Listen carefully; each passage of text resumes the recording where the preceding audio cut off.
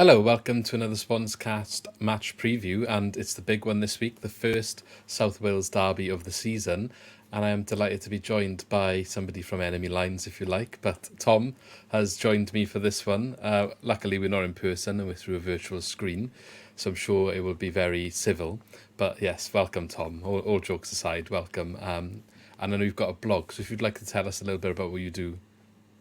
Yeah, so my blog it's called the Sport Addict Corner, and it's the one linked in my sort of Twitter bio. And on that, I cover all sorts of sports. It's not just football. I do talk quite a bit about football on there. Yeah. Where I've just started, or I'm going to be soon starting a series publishing about the Rugby World Cup, kind of like Oh, reviewing the home nations games. If you like Formula One, cricket, NFL, boxing, wherever, then there's all sorts kind of on there. yeah, well, chuck us a link when that gets up and going. I'm actually going out next week for a couple of games myself, and Oh, awesome. I love a bit of Formula One, so be good to sort of catch up on some of the stuff you write about those things, and maybe I can give you some insight. I've only seen one Wales game. It's Wales against Australia. I'm not sure what to think about it yet. We'll see. We'll see how we get on. But that's a conversation for another time. But thank you for joining me, Tom. I can see you wearing the colours of your team. Unfortunately, I didn't, so I look a bit like the worst fan here. But I got the right colour top on, so that counts. Okay, so let's get straight into it then. So we're going to talk a little bit about Cardiff, of course. It's not necessarily a pre-match discussion about the derby itself, but we're going to look at Cardiff. We'll talk about a couple of things. Now, I got a bit of a structure I use for these videos, where one of the later questions is about, we'll get to it, but it's about Swansea players. And in the context of the teams involved here, I just realised how much of a difficult question that might be for you, but it'd be interesting to see what you say. You might not want to answer it, but we'll see when we get there. But first of all, then, aside from transfers, has there been any changes at your club over the summer? I guess there has been one with the manager, so I guess that's where we could start. Yeah, so the main one is the manager. It was a relief when he finally got announced because it was just weeks and weeks of rumours. After the club came out and said that Sabri wasn't going to get another contract, the rumour mill went massively into overdrive. Names you'd expect to see, like your Nathan Joneses, your Sol Bambers, but then like names kind of like further afield and coming out of Europe, and there were some rumors about North America. So for a while, it took a good while for us to actually announce the new coach. But then one day out of the blue, Yeah. it just came that we were close to appointing Errol Bullitt, and then within an hour, the club announced him. So it was good, and I think there's a lot of kind of you know optimism about the appointment so far, and that goes back from when he was appointed in the summer because it's a bit like it's a completely fresh slate now. It's a clean slate. He's bought some of his own staff in. He's come from a different league. We didn't know much about him before, but in a way that's quite exciting. See how we can put kind of his own sort of print on the club going forward. Yeah. Well, from what I've seen from the outside, it looks like your fan base is generally happy with what's gone on so far this season, even if maybe the position in the league table, it's early days, but you near us, near the bottom, I guess, a bit better off than us. You've got to win for a start, so that makes a big difference. But maybe some tough games, so like you had some good performances, maybe against Leicester, and could have asked for a bit more, perhaps, based on the play style. Obviously, don't know what the Swans fans listening to me speaking like this are going to think, but is the reality. You've had a lot of ins and outs with transfers, as you mentioned. You had the transfer embargo, so usually I ask about notable transfers in and out of your club, and maybe you can touch on one or two that you think are the key highlights. But I also want to ask, you've had the embargo. Do you think maybe you've actually benefited from the fact you couldn't sign players, with cash? So you've had to maybe be wise in how you use the transfer window because of the restrictions, and as a result of potentially benefited from that. Is that fair to say, or do you think otherwise? Oh, 100%, I agree. I honestly don't think if we didn't have the embargo, I think we probably would have had a slightly worse window. I think when you can start using cash to sign players, something that we've not been able to do for a couple of windows now. But I think genuinely, I don't think we would have been as probably as savvy. I don't think we would have been as kind of picky. As we've obviously had a short list where you have your own kind of limitations with the amount of loans you can bring in and stuff like that, and making a good use of the free agency market. It's something that's really quite tough to navigate. And so far, I think we've played an absolute blinder in this window that's just gone. It would have been nice to maybe get another striker in. There was rumours about Kiefer Moore all in the lead up to deadline day, where there was loads of stuff that needed to happen first for that to go ahead. But in all honesty, I don't think we would have had much better. In fact, probably would have had a slightly worse window if we weren't under an embargo, which seems mental to say. But, when you kind of go into the details and you look the kind of players we managed to pick up, be it on loan or on a free, and sort of the names and the levels they've played at in across Europe and for national teams and what have you. I think it's for the first time in what feels like forever a really positive window for us. Yeah, it seems like the general perception, as I said, around your fan base is positive, a lot more maybe than it has been for some time. And I think a lot of that might be to do with the signing of Aaron Ramsey as well. That's quite one that got you all quite excited, which understandably is a club legend, if you like, coming back to the club. Quite similar to when we brought Joe Allen back, though it depends if I'm not coming into a debate about who's better, that's not what this is about, but I guess it's on the same level of a homecoming of your local produced talent. So I want to ask a little bit about him and how he started the season, and also Carlon Grant specifically as another player that's come in, and only because we were looking at him in January and nearly did grab him. So it's interesting to see how he's setting off life in Cardiff. If a little bit about those two, if you've got anything. I mean, Ramsey has completely hit the ground running.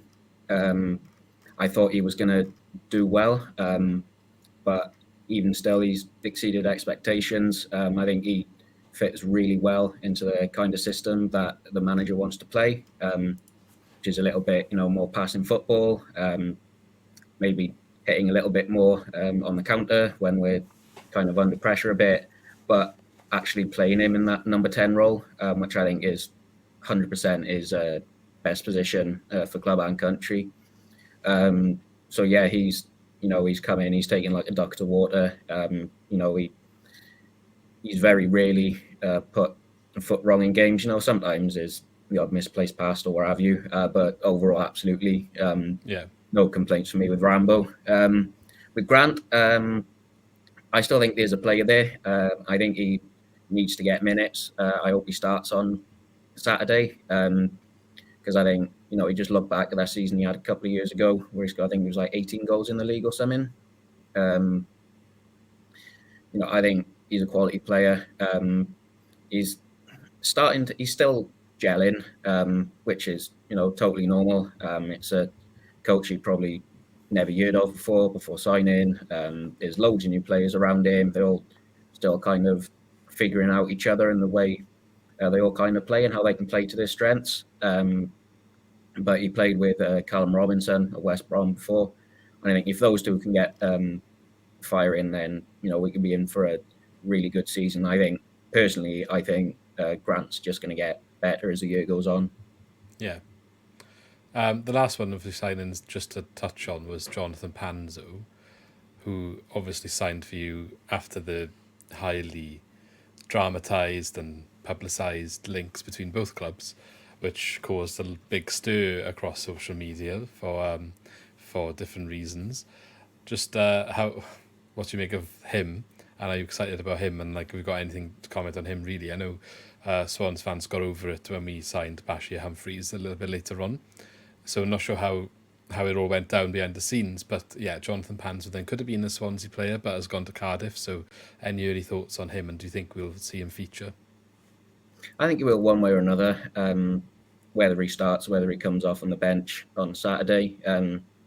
He came on against Ipswich, even though we only signed like the day before. But I'm excited to see what he can do. I really do rate him. I thought whichever way he ended up going, whether it was to us or you guys, there was going to be a brilliant signing there. I thought he was exceptional last year at Coventry, and I'm kind of surprised that they didn't go for him again. I thought if anyone was going to try and sign him up, I thought it might have been them.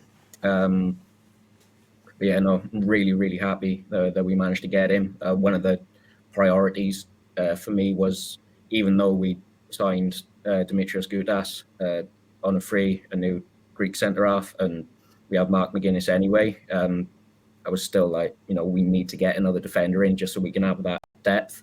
And now you got 3 quality centre-halves, and I'd be happy with any of them playing, to be honest. So yeah, no, really, really pleased we managed to. I didn't think it would happen myself. Wow. But it was a nice surprise to wake up to on Friday morning. Yeah, there was a lot of comments made around that when people losing their minds a bit, and then I guess very happy the other side. So interesting end of the window for sure, especially on the Twitter feeds. But let's move on then. So a lot of new players for yourselves going into the South Wales derby. A lot of new players for us going into the South Wales derby. So it's going to make for an interesting match, I think. We both had, was it 4 and 2 points in the league? So on paper, the start of the season is not amazing for both of us, but I think your fan bases are far happier with where you are than where we are currently, or a lot of our fan bases. So going into the game, and I have seen some comments about style of play. Where are Cardiff right now in terms of how they are featuring on the pitch? Because it sounds like it might not be the same Cardiff that Swansea will be used to playing against for maybe the last 5-6 years. Yeah, I'd say that's definitely the early signs. It's a different team for sure. You can see the style that's trying to be implemented by Bullet. Overall, I think it's decent. I like the idea of being a little bit more ruthless, because the problem last year was that we didn't lose by much. We very rarely got battered, but we just didn't score many goals either. So it's just like the odd 1-0 or 2-1 loss, and they'll add up all the time in games when realistically we could have drawn. So I think we're going to want to be a little bit more kind of ruthless this year, like not being afraid to attack, not being afraid to have shots, make more chances, but also when we're under the cosh a little bit, like staying quite solid defensively. I think the Leeds game, first game of the season, was quite a good kind of advert for what I think Errol wants to do and how he wants the team to play. Obviously, in the end, it was just a difference in quality, and it was kind of ridiculous. The team that Leeds managed to put out that day while being in the Championship, same as the Leicester game, and everyone seems to think that Ipswich can go straight back up again. I'm not too sold yet, but we'll see. But they were 3 really tough games to start off the season, all of them away as well. The QPR result was just terrible. There's nothing around that. But I think I think the early signs are that this is a different kind of Cardiff team that's going to be built long term, rather than just the hoof it and hope that we've had for I don't know how many years under the likes of Warnock, who is a legend, but the football weren't the most exciting at times, and the likes of Mick McCarthy. Yeah, definitely. And looking at your formation, looking at the Ipswich game, are we likely to continue to see you playing 4 at the back with 4-2-3-1, that sort of system? Yeah, I think so. It's brought us quite a bit of success. Like it's weird saying that when we're only on 4 points, but we've been playing well and losing, if that makes sense. Which it's quite frustrating. But the signs are there that this can be a good team this year. So yeah, I don't see why we changed the formation this early. I think it's probably a bit of a winning formula, or could be a winning formula for us. So I'd hope that we stick with a similar kind of formation for Saturday. fair enough. Okay, so what key players do you think in the Cardiff team is likely to start on the weekend that Swansea should really be worried about? And I think there's only one name that's going to pop up. But I'm going to ask it anyway.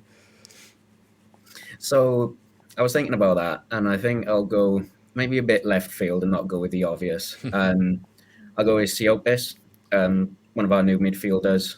We got him on a free. He's a Greek international, and I think he's quality. You know, he runs just all the time. He chases every ball.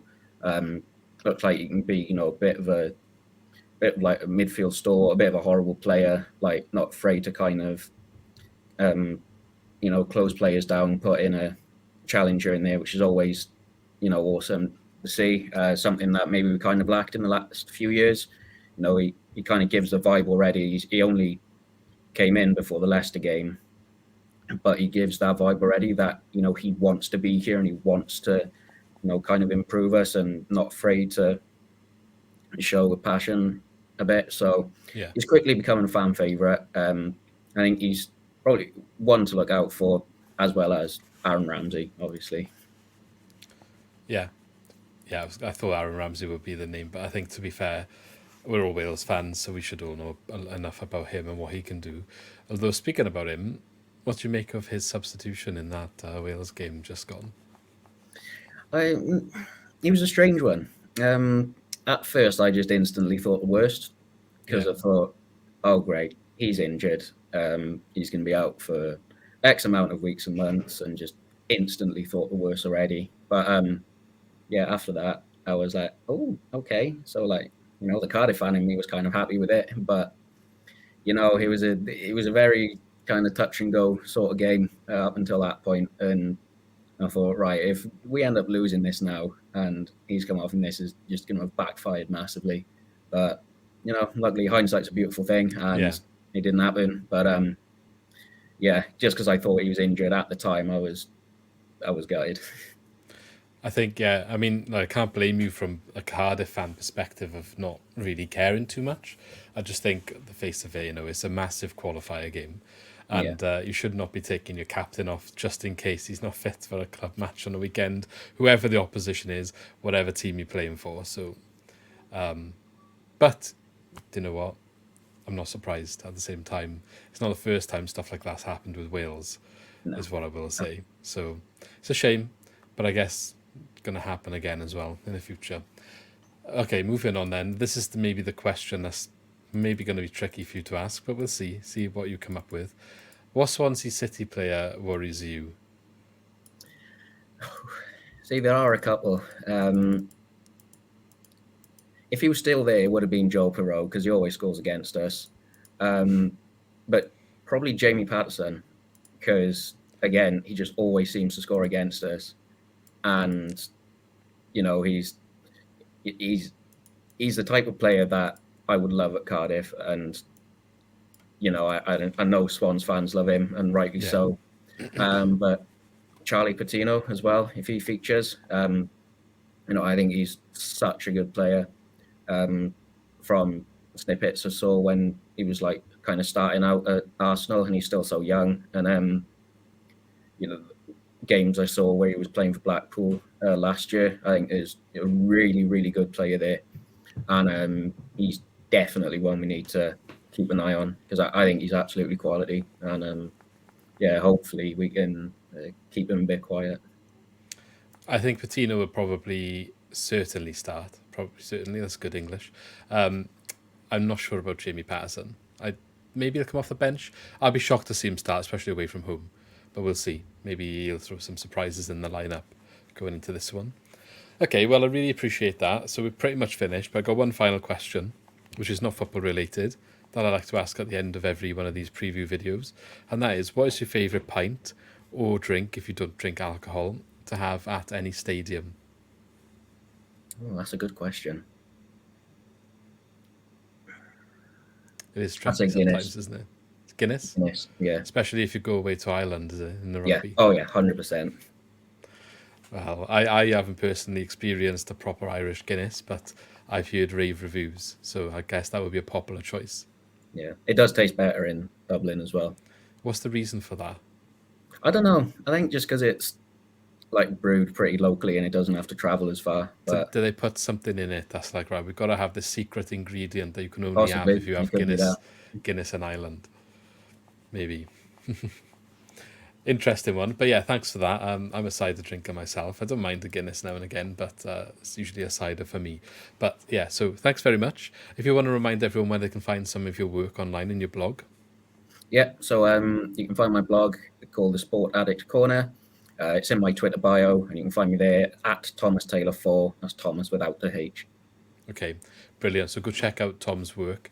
Obviously, all the sports you mentioned at the beginning, I'm sure there'll be lots of content there to read if you're maybe not the biggest football fan, but want to check out some of the other stuff. But then I guess you wouldn't get to this point of the video if you're not the biggest football fan, although maybe you are here just for the derby match. So go check it out nonetheless. What I would say, Tom, is normally I would wish the contributor good luck for the rest of the season at this point. But I think I'll just say to you, good luck with your online endeavours and content that you're creating. Because I'm not Thank you sure very much. it's acceptable for me to wish you good luck for the rest of the season. But may the best team win on Saturday. And I guess what I should wish good luck to is the police who are there at 8 o'clock in the night, because I'm not sure who made that decision. But bit of an interesting call, that 8 o'clock at night on a Saturday for this match. We'll see how that goes. But yes, I shall catch you in the next one. Thanks for everyone for watching. Leave comments below about anything we spoke about today. Do you think what the score is going to be, actually? Do you think Ramsey might get on the score sheet? Maybe Joe Allen will start and there'll be the battle of the older Welsh players there. Thanks, Tom, for joining me. Check out his link. I'll link it in the video, and we shall catch you in the next video. So thank you very much.